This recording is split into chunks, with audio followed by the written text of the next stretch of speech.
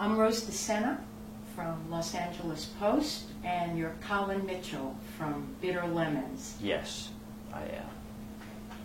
So, tell me what the history of Bitter Lemons is. History of Bitter Lemons. Let's see. We've been around for about 5 years. Started in 2008, mostly on a whim. We started from a sort of there's a list service called Big Cheap Theater. A lot of people in Los Angeles know it. There was a discussion on the site, and we were talking about taking away the power of the one paper critic and the democratization of theater criticism. And someone, it might have been me, said we should create a site that critiques the critics, much like Rotten Tomatoes. And I said, well, let's call it Bitter Lemons. And it was just an online conversation, and then my partner, who's a publisher, NC Box, contacted me off list and said, you inspired me, I've created the site, go start writing on it. I said, what? So she sent me the site, and it was Bitter Lemons. And it caught me at a very good time when I didn't really care what anybody thought about me, which is most of the time. But it was certainly a time where I wanted to get a lot of stuff off my chest, and I just didn't really care about who liked it or not. And I started writing, and we started doing the Lemon Meter stuff, which is the aggregation of reviews, kind of like Rotten Tomatoes, but it's for live theater. So it was a combination of my writing these rather scathing and I think fairly honest, just I guess cultural critiques of things in Los Angeles theater, and this Lemon Meter that got more and more refined, and people started reading, and we've changed the site a few times and gotten some new contributors have come in, and the readership just continues to grow for the last 5 years. It's never stopped growing. So, I have seen LA theater over the past 5 years really soar. How many plays would you say go on in any given weekend? Well, that's interesting that you bring that up, because I was actually talking to someone who has a much more vast knowledge of theater than I do, even though I've been here 17 years. And he was doing research, and he actually took exact dates, I think it was end of May, from this year, and compared them to like 10 years ago. And 10 years ago, there was about 80 shows playing in Los Angeles on a weekend. And this year, there's only like 35. Yeah, and some people might say that's a horrible thing. I actually think it's a very, very good thing. Because I think 10 years ago, there was 1,000 to 1,200 shows being done in Los Angeles. And Los Angeles is notoriously known as having the most theater, and I think theater venues per capita than any city in America. But I think the fact that there's less shows being done, and you're saying, wow, there's a lot of good stuff being done, is really, really good. Because the really, really good companies are the ones who are surviving and continuing to do the good stuff. Now, there's probably some people who just don't send their press releases out as much. There's still probably a lot of showcase stuff going on. But the people who do actually produce and send out press releases, the number of shows is focusing. I would say focusing is better than dwindling. So it's the survival of the fittest is kind of going on right now. I find that to be a very good thing. I feel like we're in the beginning of a new movement for LA theater, and Chicago and New York are almost untouchable to showcase anything because of cost. Do you feel that we're getting better theater because we're becoming better known as a town for showcasing theater? Do you think this is a good place to showcase or to start? I think it's an excellent place. I think it's an excellent place because most of it there is homegrown.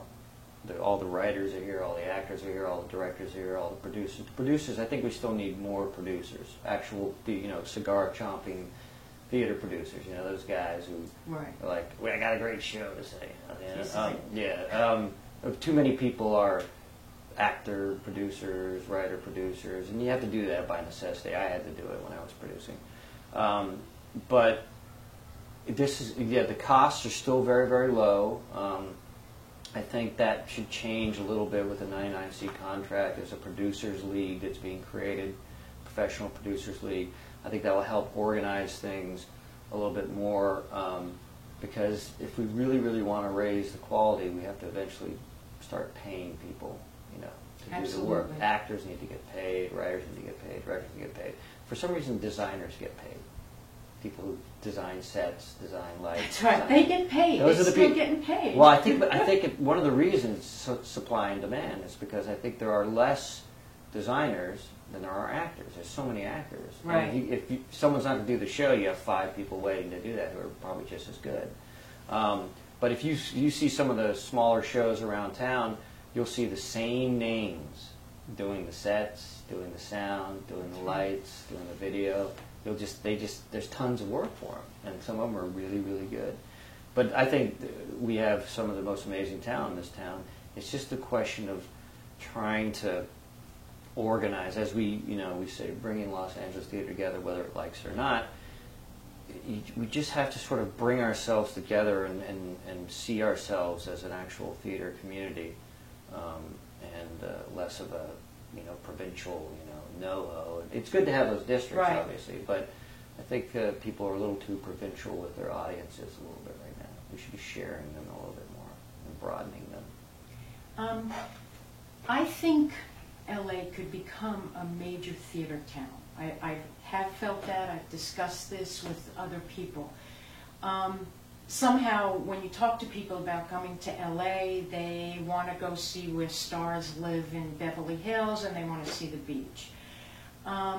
I think if we had some help from the tourist board, maybe some money from the city, we could become a theater town. At least a place where people can come and see smaller theater, enjoy that. What do you think? Well, I think we're already a theater town, but we're just not a theater destination. When people go to Chicago, they go see theater. When people go to New York, obviously they want to see a Broadway show. They go to see theater there. Here, as you said, they want to see Hollywood. They want to see the beaches. They probably maybe go to a taping of a TV show. It's TV and film destination. So it's not a theater destination right now. But I think you're right. I think that, and I think that this producers league that is being formed will go a long way to doing that. They'll be a group that is a liaison with tourist boards and with the city in general. Some people don't like this, but I think one of the biggest roles that the producers league could do is to sell our theater to the rest of the country. Right.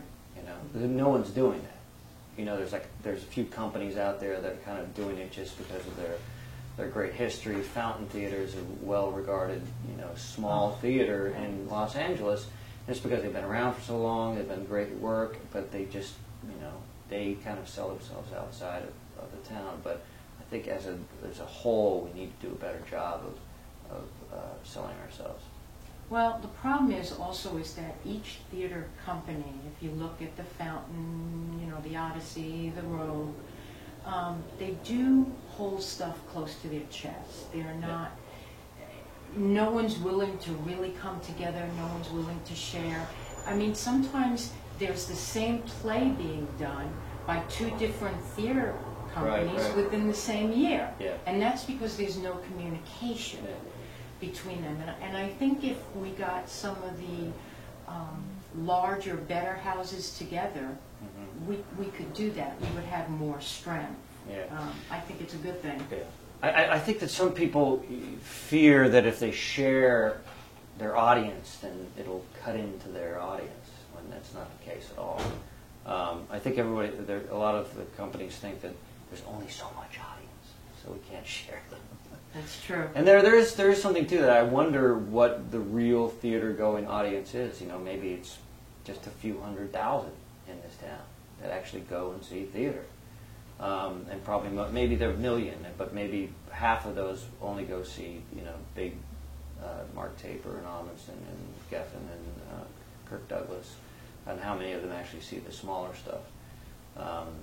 But it's all about organizing better producers, better marketing. And I think I think we're, as you said, I think we're smack dab in the middle of it. You think we're at the start? I think we're kind of in the middle of it. Okay. So, if you could change just one thing about the theater community here, what would it be? Pay me more money. Good one. Everything will change instantly. All into for that. me, at least. Change one thing. I think sharing resources. I think doing a little bit better at reaching out to the neighborhoods within which the actual theaters exist. There's a company, 24th Street Theater is excellent. Jay McAdams is, I think, the executive director over there, and he also writes for Bitter Lemons. And he wrote this amazing piece about a year ago. It was called The Two Worst Words in Theater or something. He was talking about community theater. You know, usually when you hear about community theater, you're like, I want to see community theater. But he was embracing it, and because he said that their institution, this 24th Street Theater, which is this beautiful theater, it's kind of down near USC, near downtown, over in this sort of area, they are so tied into their community. And they're always open, and people come in, and they feed people, and they do this, and they also do shows, and now they have this amazing, they had a show running Walking the Tightrope, which was extraordinary show, that was, they call it sophisticated theater for the family, and it you know, worked, especially that show worked on two different levels. It worked on the child's level and adult level, and it was just amazing.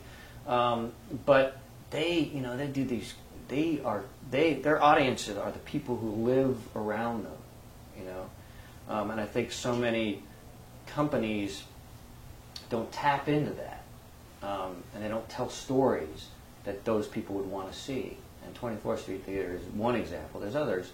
I think the Fountain's getting better at it, at telling stories that these people want to see. That, you know, because everybody wants to see a good story, and I think so many people don't realize, you know, how much fun it is to go see theater if it's done well and you tell stories that they can identify with. So that would be a big change, is to tap into those communities. I really appreciate Bitter Lemons. I think it's a wonderful sort of community-based site for all of us theater people to kind of fall into. I've become a lemon head, and I'm reading your blogs now. We got to start giving out buttons, I think, for the That's lemon right. thing. We haven't figured that out yet. And you know, I don't get upset when I have 17 emails, you know, clogging up the inbox from you like I would, you know, if it was anyone else. So I really think you've just really done a great service for us. I'd like to know what you have in store for the future. Tell us a little bit about what your next step is going to be for Bitter Lemons. Well, we are trying to be a little bit more, run ourselves a little bit more efficiently as a business and stuff like that. We're always looking for new writers. I'm